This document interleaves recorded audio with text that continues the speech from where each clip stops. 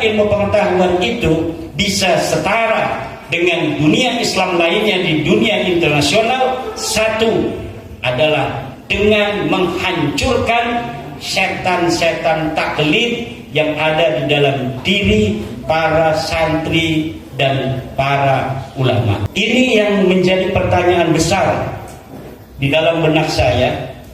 Kenapa dengan piranti-piranti yang amat lengkap seperti itu, ulama-ulama Indonesia, santri-santri Indonesia itu tidak naik level? Lama pertanyaan itu menggurita di dalam sukma dan perasaan, baru kemarin-kemarin ini ada jawaban. Jawabannya itu lahir setelah diskursus nasab Habib Ba'alawi ini muncul.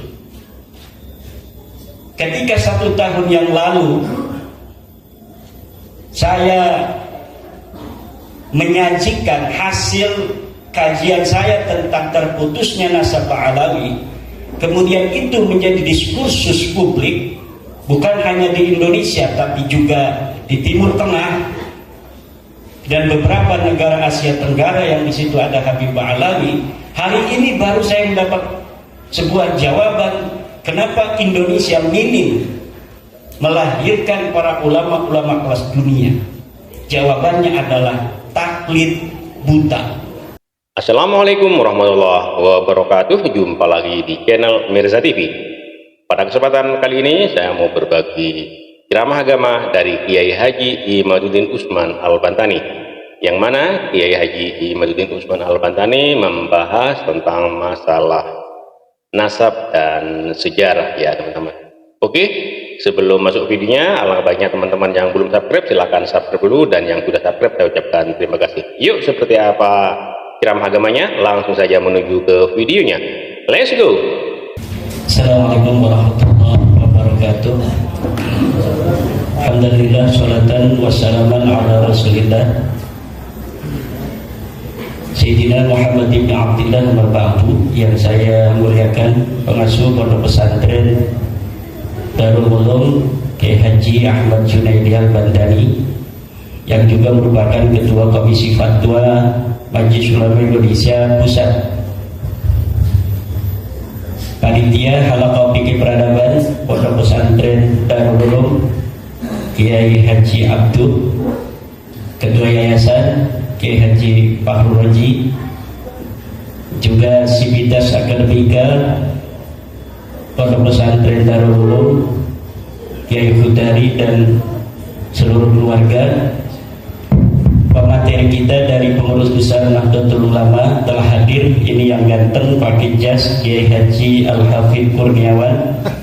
Beliau adalah pengurus besar Nahdlatul Ulama Lembaga Bahsul Masail, juga asli dari Jakarta. Ini Kiai Haji Darul Azkar Wong Jawa Ngayogyakarta Hadiningrat. Beliau sengaja hadir dari Jogja untuk menjalankan tugas dari pengurus besar Nahdlatul Ulama dalam rangka Halaqah Fikih Peradaban.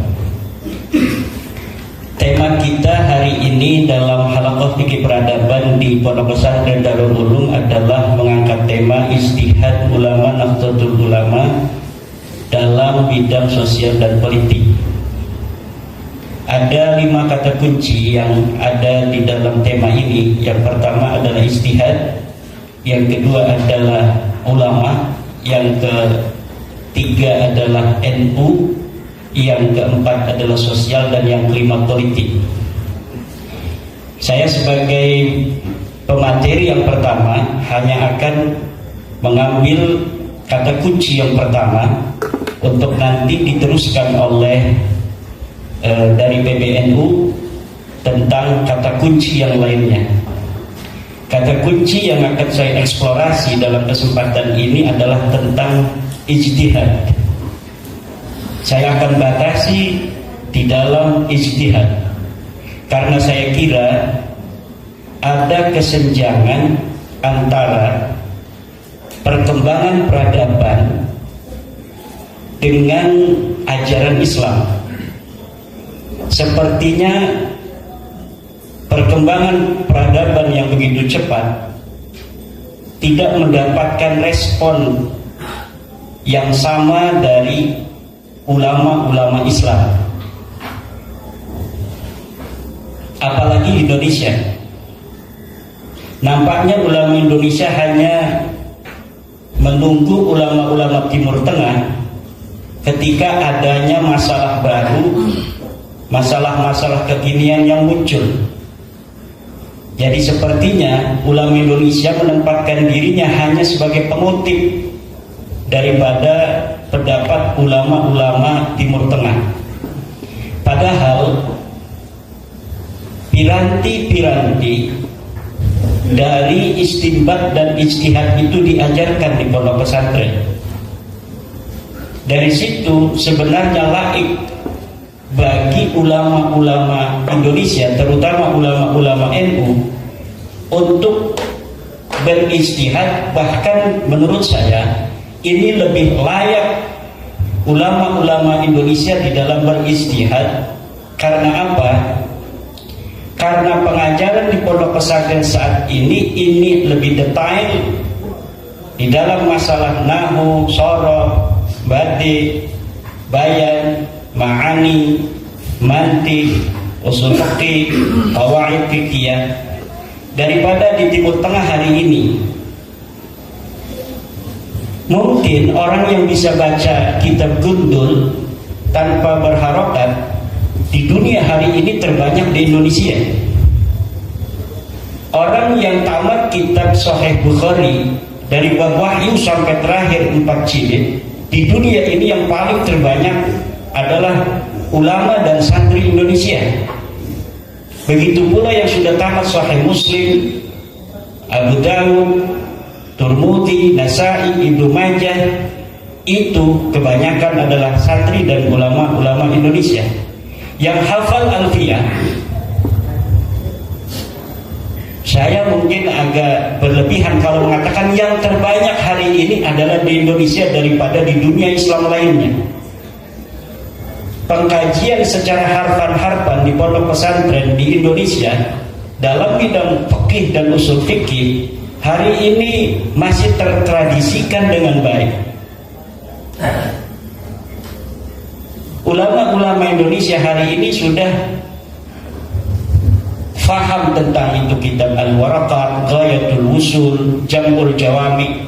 Mungkin Jam'ul Jawami kitab usul fikih hari ini yang paling populer di dunia, terutama di Asia Tenggara, Mesir, juga di belahan India. Itu hari ini yang banyak tamat Jam'ul Jawami ini adalah santri dan ulama Indonesia. Tapi kenapa ulama Indonesia hari ini hanya berhenti sebatas membaca kitab kuning tanpa kemudian naik level untuk menganalisa, mengistimbat, bahkan kata ijtihad itu sepertinya tabu bagi ulama-ulama kita di kalangan Nahdlatul Ulama. Sehingga pada 100 tahun terakhir perkembangan dunia Islam sejak Syekh Nawawi Tanara Al-Bantani, ini tidak ada lagi ulama Indonesia yang berkaliber seperti Syekh Nawawi Al-Bantani.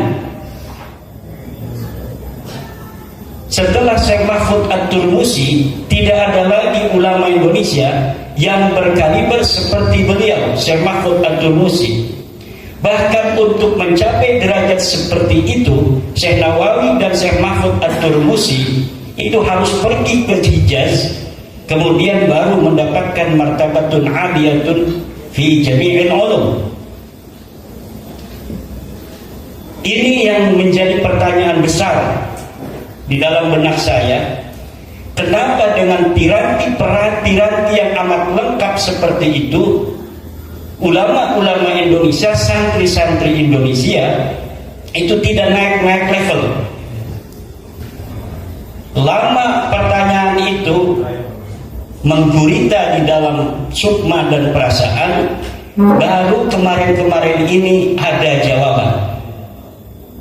Jawabannya itu lahir setelah diskursus nasab Habib Ba'alawi ini muncul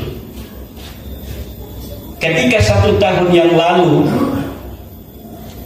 saya menyajikan hasil kajian saya tentang terputusnya nasab Ba'alawi. Kemudian itu menjadi diskursus publik, bukan hanya di Indonesia tapi juga di Timur Tengah dan beberapa negara Asia Tenggara yang di situ ada Habib Ba'alawi. Hari ini baru saya mendapat sebuah jawaban kenapa Indonesia minim melahirkan para ulama-ulama kelas dunia.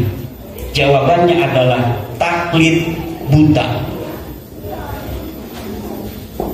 Qabulu qaulin bila hujjatin, menerima ucapan tanpa adanya dalil sekalipun dari orang lain. Dari mana kesimpulan itu muncul? Kesimpulan itu muncul dari narasi-narasi yang terbangun di media sosial tentang bagaimana para santri kita dan para ulama menyikapi diskursus nasab itu.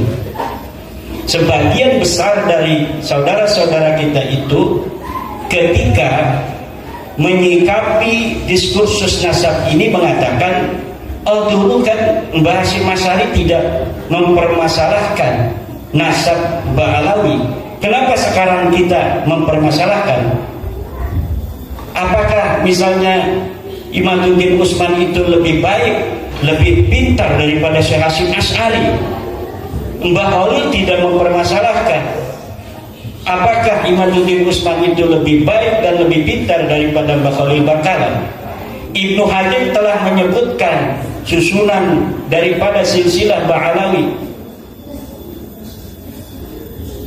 Apakah Imaduddin Utsman itu lebih pintar daripada Ibnu Hajar?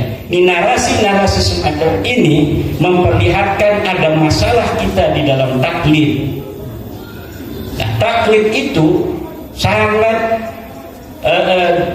mendapatkan perhatian khusus dalam Al-Quran agar umat Islam tidak terjebak dalam setan-setan taklid. Imam Ghazali mengatakan taklid ini setan. Lihat Ihya Ulumuddin. Bagaimana Al-Quran mengatakan inna wajadna aba'ana ala millatin wa inna ala atharihim muqtadun.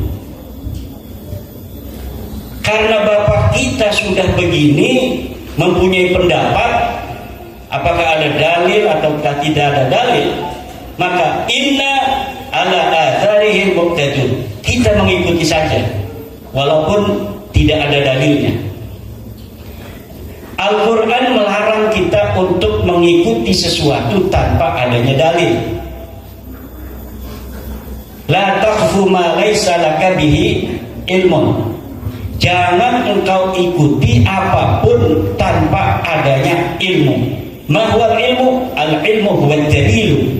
Ilmu itu adalah dalil.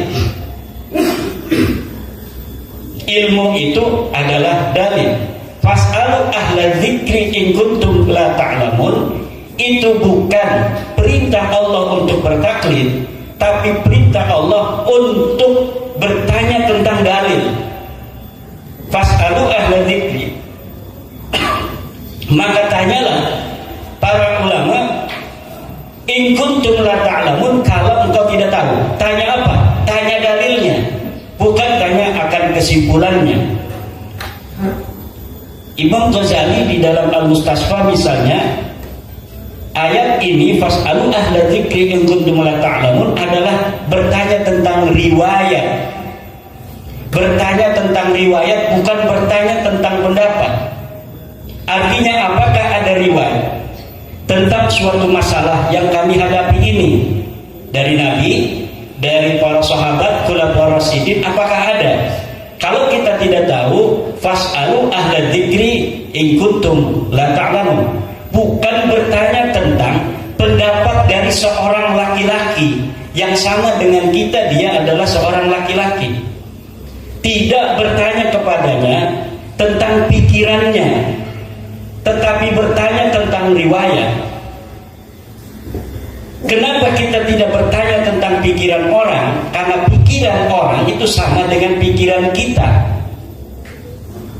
Yang membedakan adalah pikiran itu apakah berdasarkan dalil ataukah tidak. Imam Syafi'i mengatakan la yahillu taqlidu ahadin siwan Nabi sallallahu alaihi wasallam. Tidak boleh kita mengikuti, tidak halal. Ini kata-katanya luar biasa. Tidak halal kita mengikuti seseorang siwan Nabi sallallahu alaihi wasallam. Imam Malik juga mengatakan hal yang hampir mirip. Kullu ahadin yukhadu qawluhu wa yuraddu ila sahib hadzal qabri. Setiap orang ucapannya boleh diterima dan boleh ditolak kecuali sahib hadzal qabri ayat Nabi Muhammadin sallallahu alaihi wasallam. Inilah masalah kita. Menurut saya, kenapa ulama-ulama Indonesia tidak naik-naik level? Ini kita tidak bicara tentang awam. Kita sudah tahu taklid hukumnya bagi orang awam. Orang awam bukan hanya boleh, tetapi bahkan dia wajib untuk bertaklid. Yang kita bicarakan hari ini adalah ulama. Dia yang sudah bisa baca kitab kuning, dia yang sudah mengerti ilmu usul fiqih, dia sudah mengerti ilmu ma'ani, dia sudah mengerti ilmu bayan, tetapi dalam pendapat seperti orang awam. Bagaimana orang awam dalam berpendapat? Orang awam berpendapat dengan taklid. Dia beribadah dengan taklid, li'annahu la yaqdirul ijtihad. Karena dia tidak mampu untuk beristihad. Yang kita maksud istihad ini bukanlah istihad dalam pengertian seperti Imam Syafi'i beristihad umpamanya. Itu pun sebenarnya bagi siapapun masih ada. Bagaimana diskursus al-istihadu mutlaqun amla? Apakah istihad itu tertutup ataukah tidak? Istihad itu selamanya tidak tertutup.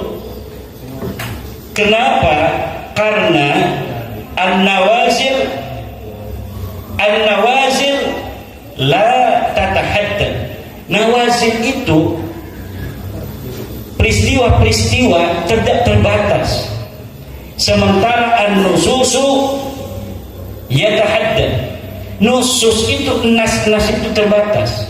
Ketika nas-nas teks-teks Al-Quran atau Al-Hadis tidak bisa untuk menjadi jawaban daripada perkembangan zaman, peristiwa-peristiwa baru yang muncul, lalu dengan apa kita harus merespon peristiwa-peristiwa baru itu apabila ijtihad itu telah tertutup?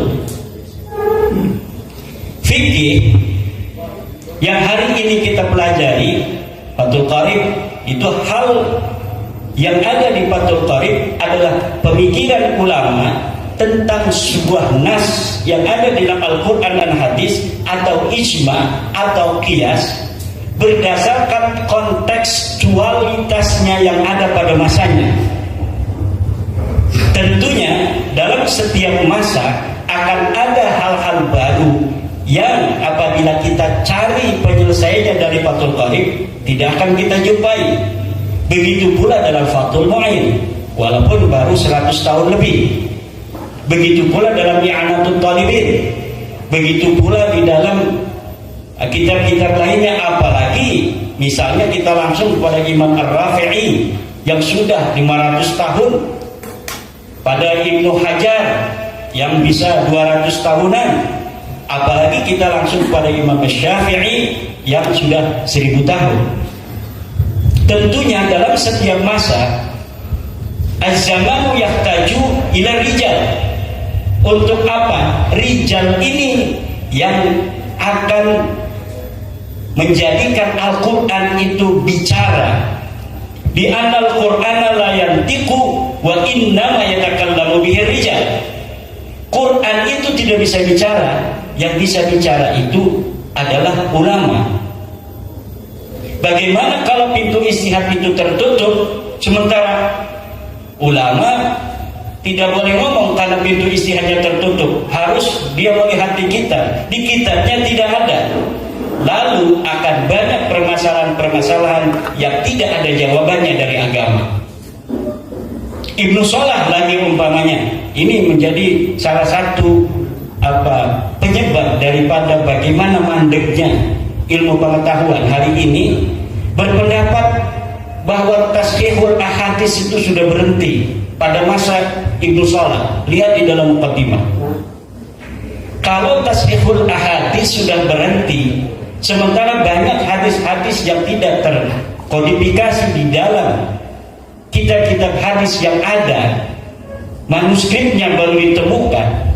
Kemudian apakah hadis-hadis yang manuskripnya baru kita temukan itu kita biarkan tanpa ditasjih, kita biarkan dia gundul tanpa ada keterangan apakah ini hadis sahih, apakah hadis hasan, ataukah dia hadis dhaif?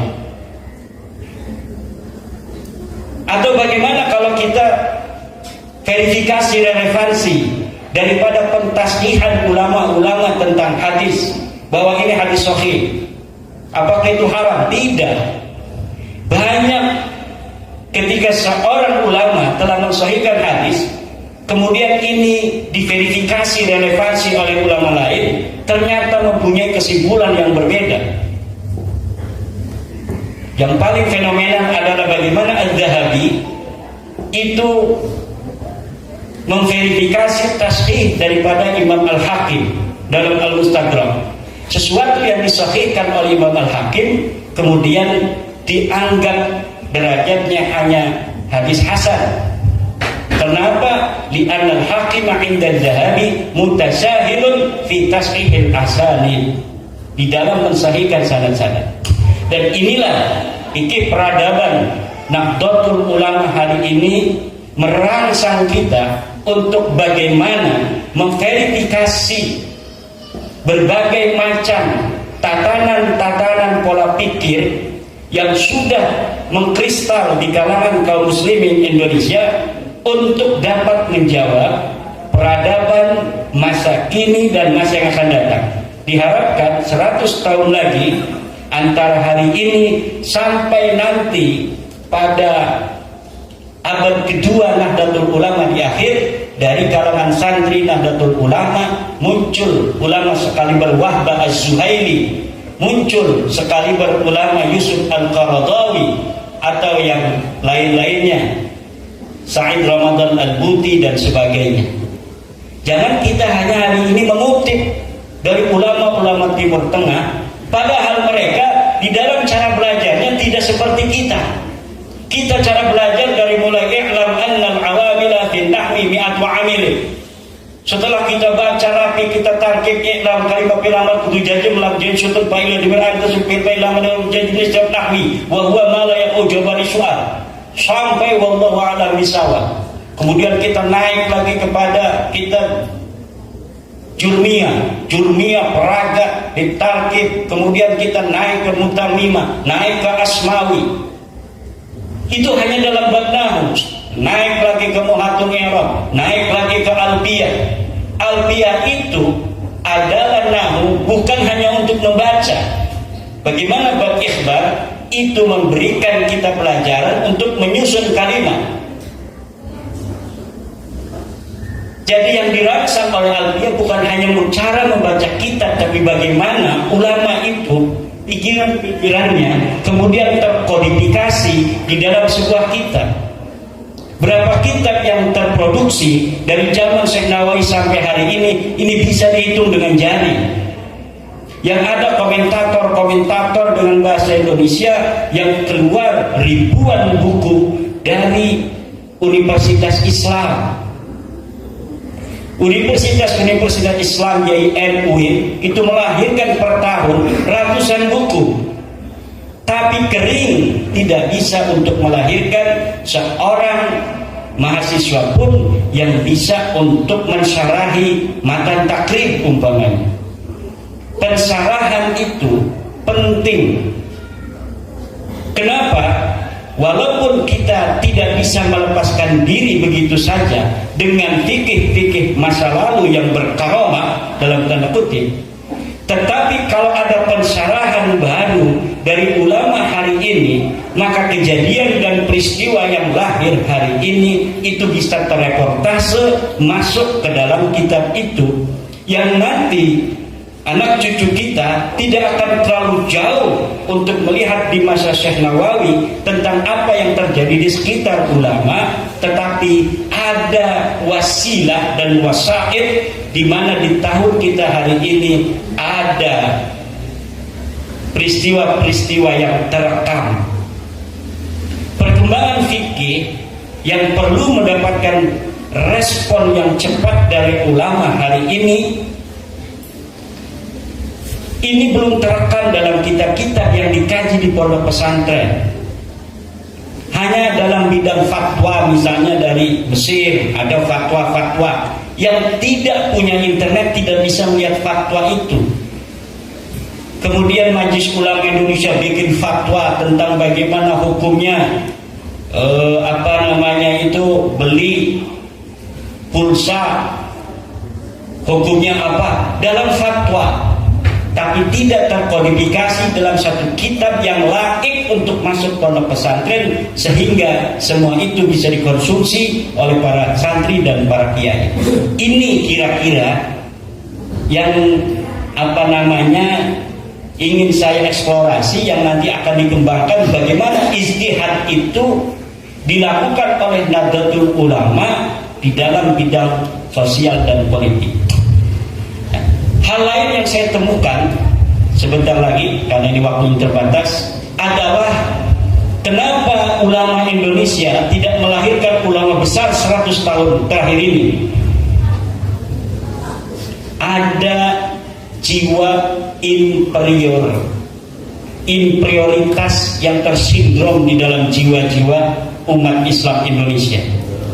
Jadi umat Islam Indonesia secara kemanusiaan dia memiliki sindrom inferioritas terhadap orang barat, orang bule. Umat Islam Indonesia sebagai seorang muslim mempunyai inferioritas, sindrom inferioritas terhadap orang Arab. Akhirnya apa saja yang lahir dari barat kemudian dianggap sesuatu yang layak untuk dijadikan contoh dalam peradaban, sesuatu yang lahir dari Timur Tengah daripada pemikiran-pemikiran ulamanya seakan-akan dianggap lebih bermutu daripada pemikiran dan pendapat ulama-ulama kita. Inilah yang harus dihilangkan, karena ajaran Islam tidak mengenal manusia lebih mulia dari sisi iriknya, dari sisi jenisnya, dari sisi sukunya dengan umat Islam lainnya. Laqad karramna bani Adam. Kita semua ini adalah anak Adam. DNA yang ada dalam diri kita itu ada DNA Nabi Adam. Tidak ada yang membedakan kita dengan orang Arab dari sisi DNA. Sama-sama DNA-nya adalah DNA Nabi Adam.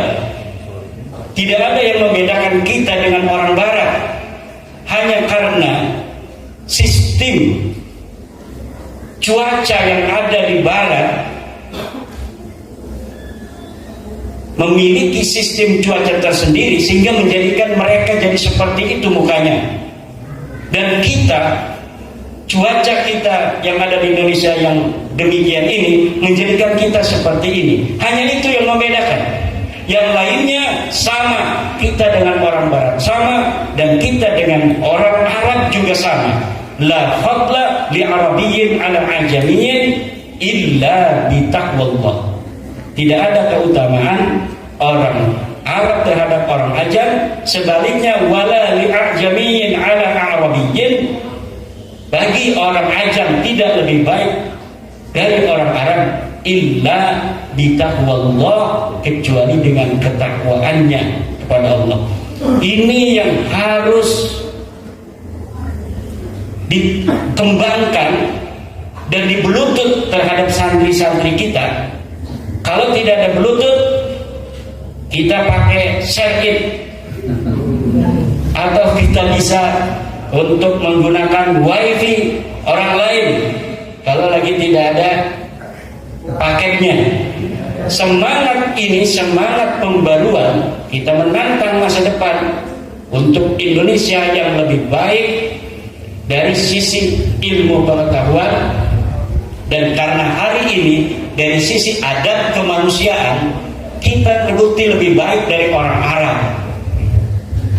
Bagaimana umat Islam Indonesia yang terbanyak hari ini itu hidup rukun mulai dari merdeka sampai hari ini, sementara orang-orang Saudi masih perang dengan Yaman, orang Myanmar masih bermasalah tentang suku dengan orang-orang dari Rohingya, orang-orang di Palestina masih bermasalah dengan orang-orang di Israel, Afghanistan sampai saat ini masih terjadi peperangan antar suku walaupun Taliban sudah menguasai.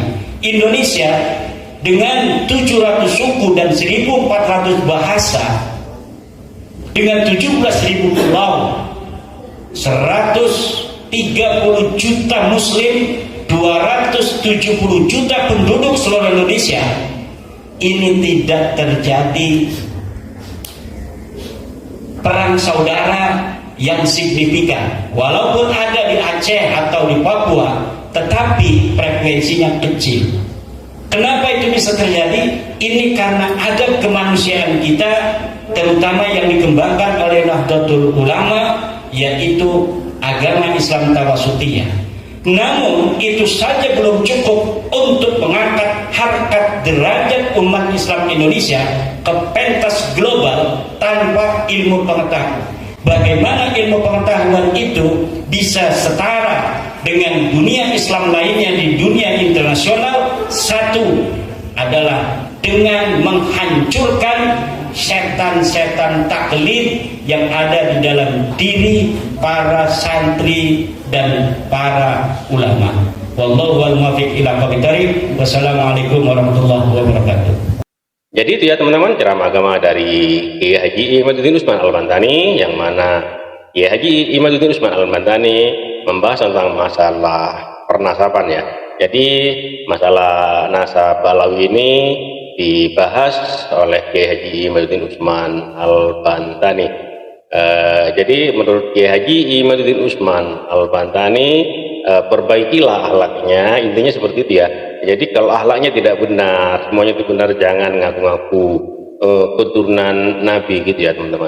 Jadi setiap kali Kiai Haji Imaduddin Usman Al-Bantani berceramah tidak luput dari pembahasan masalah tentang nasab Alawi ini. Yang mana menurut penelitian dari Kiai Haji Imaduddin Usman Al-Bantani dari ilmu sejarah, ilmu nasab dan juga tes DNA, klan Ba'alawi ini tidak terbukti bersambung kepada Rasulullah Shallallahu Alaihi Wasallam.